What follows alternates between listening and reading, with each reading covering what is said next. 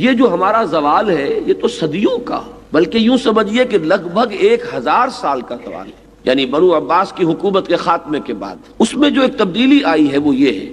کہ دین کے وہ پہلو جو انفرادی زندگی سے متعلق ہیں وہ تو زندہ رہے، صوفیاء کرام نے اپنی محنتوں سے انہیں زندہ رکھا، لیکن ہوا یہ ہے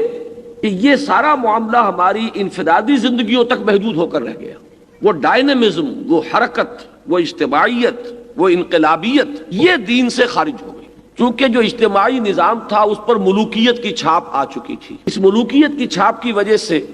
دین کے جو اجتماعی پہلو ہیں وہ اوجھل ہو گئے، اور اب اگر ہمیں پھر دین کے لیے وہی عظمت پارینہ مطلوب ہے تو ہمیں وہی ڈائنامزم اور وہی انقلابیت اور وہی حرکت جو ہے اس کو اپنے اس دینی کیفیات کے اندر پیدا کرنی ہوگی، جس کا کہ کامل ترین نمونہ محمد الرسول اللہ صلی اللہ علیہ وسلم اور صحابہ کرام کی زندگیاں ہیں، کہ صرف خود نیک بننا نہیں ہے، نیکی کا بول بالا کرنا ہے، صرف خود